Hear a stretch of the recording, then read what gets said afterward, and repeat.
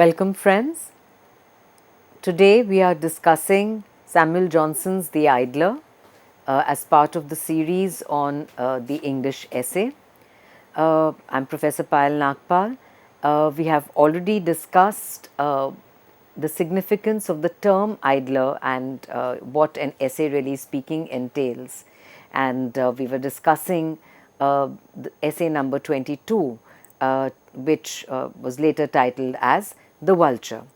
So, if you look at some of the important, the way in which the vulture is a response to war, the vulture refers really speaking to war, and the vulture that itself, the mother here describes some of her own activities and talks about how she has snatched from the farm the household fowl and the leveret in the bush, the kid in the pasture, and so on.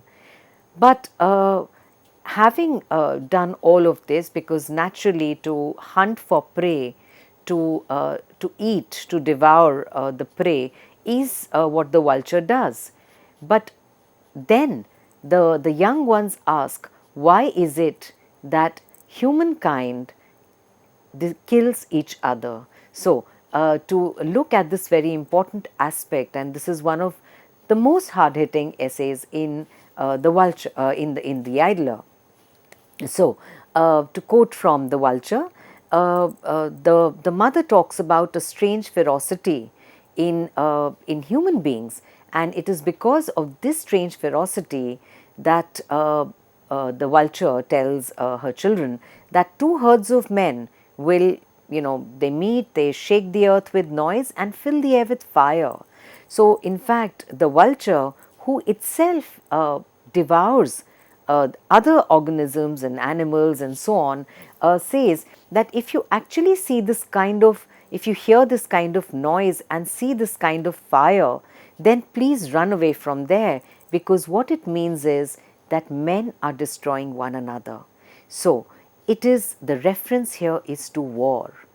So, why is it? Why this mindless killing? So, the young ones then ask the mother that all the animals that kill other animals, they do so because they eat those animals. But why is it that human beings kill other human beings? That is the question that is being posed in the mid 18th century. So, the mother says that you will find the ground smoking with blood and covered with carcasses, of which many are dismembered and mangled for the convenience of the vulture. And then comes the question, sharp and pointed, is not man another kind of wolf? So, here we are talking about mid 18th century and having covered that span, and today in the 21st century, what is really speaking the significance of this? So, the essay becomes so much more relevant when we talk about war and mindless killing.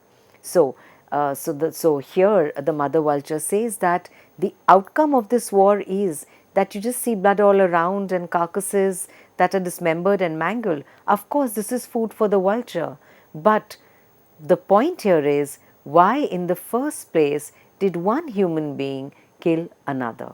So, is not man another kind of wolf? Man, said the mother, is the only beast who kills that which he does not devour, and this quality makes him a benefactor to our species. So, the vulture, the mother vulture says that man is a friend of the vultures. Why? Because he kills, it's almost as if he is acting on behalf of the vulture and leaving food for the vulture, really speaking. So, but the question of the young ones, that why is this mindless killing? Because after all, the vulture kills only for food. So, the prey is really speaking the food, but why do human beings kill each other? So, this tone, if we really speaking look at it and we realize that this is an essay that is sharply satirical, very hard hitting, totally reminds us of Swift. So, yeah, and then of course, this is probably one of the most difficult ones here. And then there are other essays, for example, biography, how best performed. So, if you really speaking move from the very hard hitting essay about human beings being a friend to the vultures, and this was essay number 22. So, biography, how best perform. Now here the tone changes completely. So where one is totally satirical in this particular essay, which is pretty much on the genesis, in a sense, of the biography as a genre, and its origins, and what are the implications, and what, really speaking, is the difference between biography and autobiography, and what does Johnson have to say. So, here are reflections, in a sense, on genres, on category, on literary structures, one can say. So, well, Johnson then, the Idler here begins by talking about how in a romance, there is, you are constantly inventing, you are thinking of new ideas and so on. And the vicissitudes, he says, are more sudden, events more wonderful. But when fancy is overruled by reason and corrected by experience. So, here the romances are rejected. We all know that 18th century is the age of reason. This is the period in which reason is very important. A kind of objective look at things around becomes very significant. So, when fancy, which belongs to the romance, when this is overruled by reason and it is also corrected by experience. So, reason and experience are both very important here. So, the most artful tale raises little curiosity when it is known to be false. So, if you are writing a romance where it is fictional, it is part of the mind's fancy, then this will have little taste for the reading public. Let us not forget the constitution of a reading public in the 18th century, which becomes very important, that which is why, of course, publishing also acquires a very different meaning in the 18th century. So it may be, it may be read, he says, for the sake of it, but the true enjoyment will not, really speaking, lie there. So, reason and experience brings to us, the biography and the autobiography, and few are engaged, he says, in such scenes as give them opportunities of growing wiser by the downfall of statesmen or the defeat of generals. So, he talks about autobiography here and says that those relations are therefore commonly of most value, in which the writer tells his own story. So, what the Idler is proposing here is that gone are the days where the romance and fancy was important, but now what is more important is reason and experience. And when we talk about experience here, it is the real life, in a sense, and of course one can connect it pretty much with the rise of realism, if one may say so, at the end of the 18th and the beginning of the 19th century, which is where especially in France and Russia, the realist novel can be located. So this element of moving from fancy, from romance, to the experiential, which means the society of the times, is an important contribution, really speaking, that is made by the essay. So, to get back to the Idler here, he that recounts the life of another commonly dwells most upon conspicuous events, lessens the familiarity of his tale to increase its dignity, shows his favourite at a distance decorated and magnified like the ancient actors in their tragic dress, and endeavours to hide the man that he may produce a hero. So, he talks about the biography where a person is writing about somebody else's life, but he values the autobiography over the biography and says the writer who is writing his own life, not somebody who is writing somebody else's life, but the writer who is writing his own life has the first qualification, he says, of a historian. And these words are very interesting, because we are going to see how this idea of the writer as historian is going to be used by the famous French writer Balzac. So, and Balzac, of course, talks about the role of the writer here to show, depict the history of manners, as he says. So, here in The Idler, the writer of his own life has at least the first qualification of a historian. So, here is a new role that is being accorded to the writer. And what is it that the essayist is going to write about?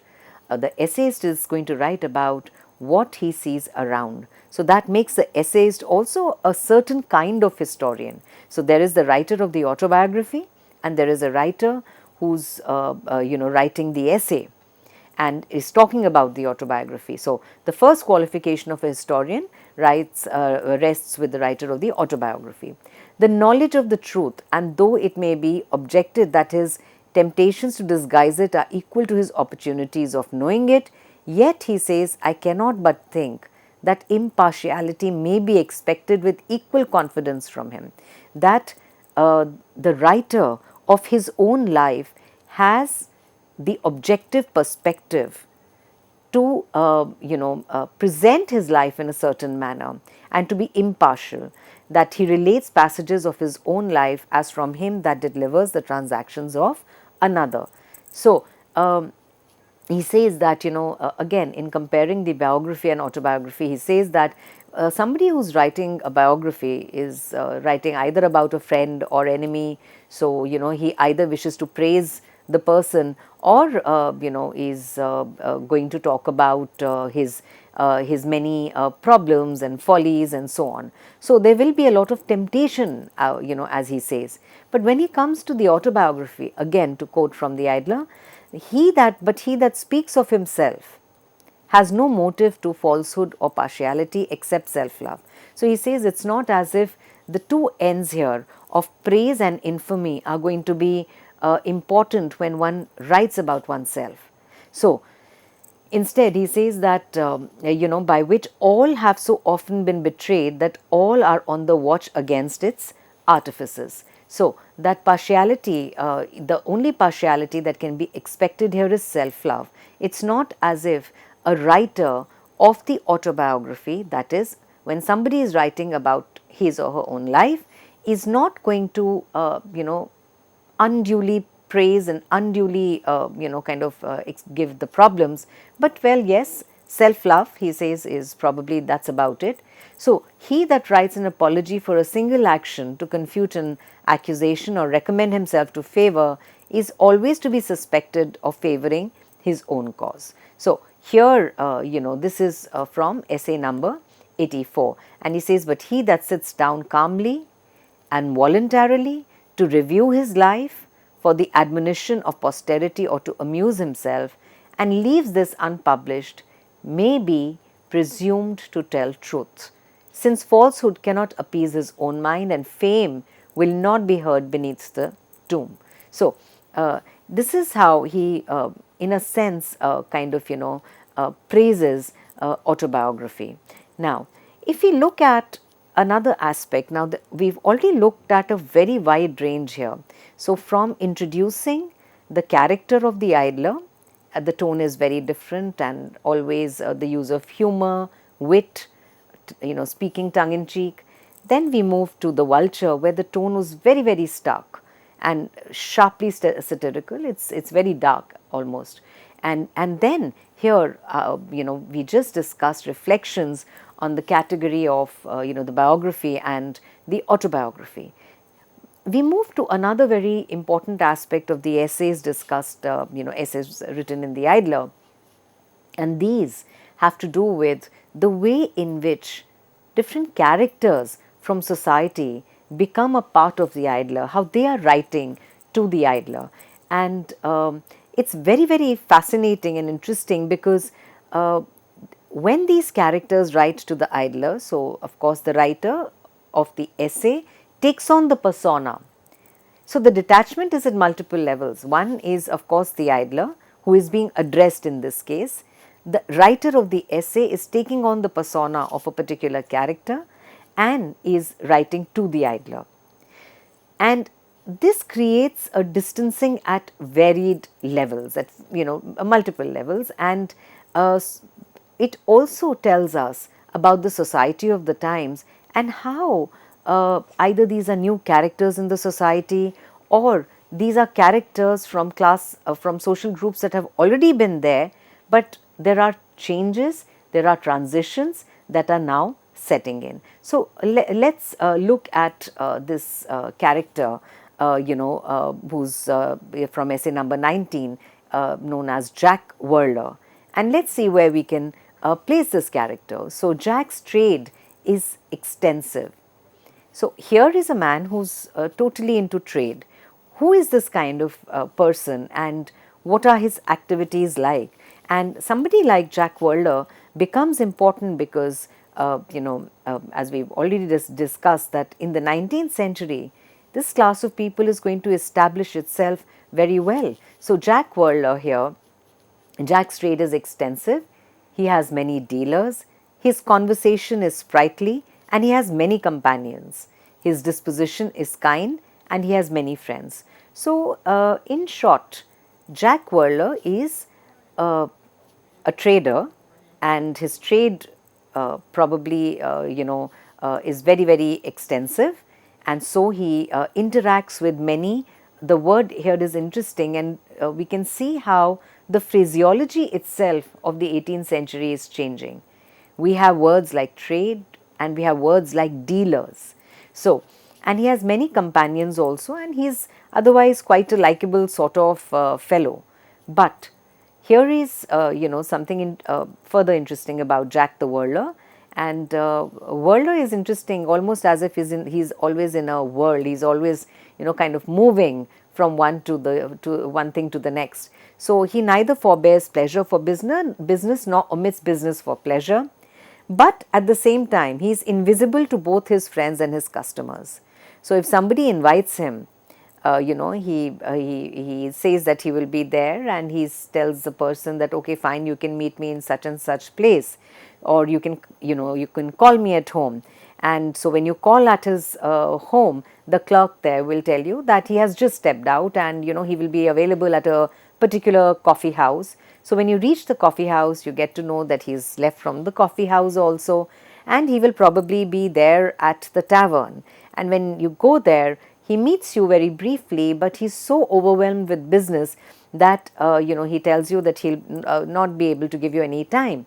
So here is somebody who's heavy into trade, but he's constantly showing himself to be very busy.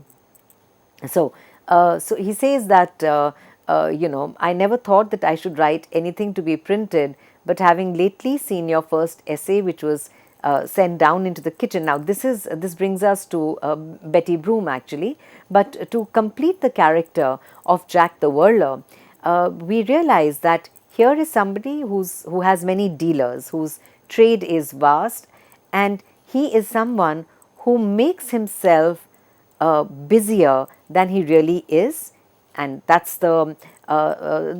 is the image that he is building, and that's the image that he is conveying to everybody around, friends and customers alike. So anybody who comes to him to interact with him, he is just not available. So this is Jack the Whirler, right? And so we now move to another very interesting character that is delineated is Betty Broom.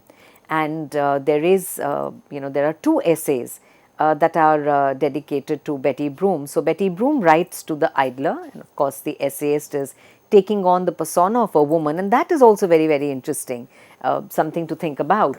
And the essayist is writing to the idler, saying, I never thought this is titled Betty Broom's History, I never thought that I should write anything to be printed.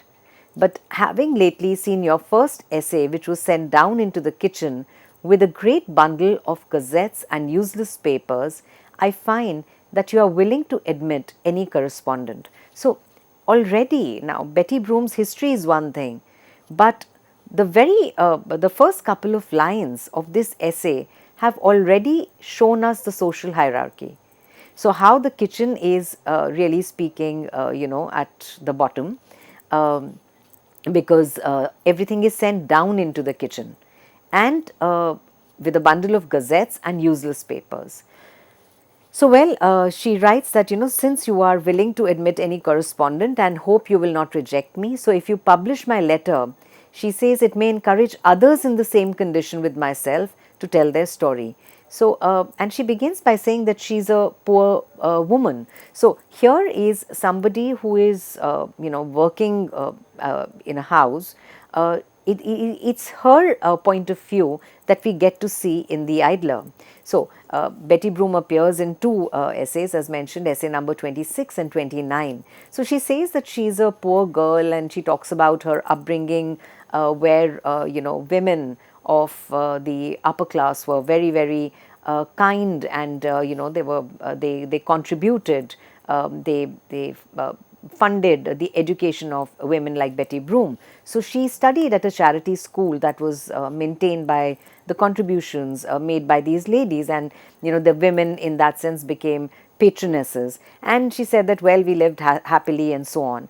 And she was a favorite of her mistress, and her mistress would always call her to read and take a look at her copy book. And all this changes when the mistress goes to London, and London is the seat of change.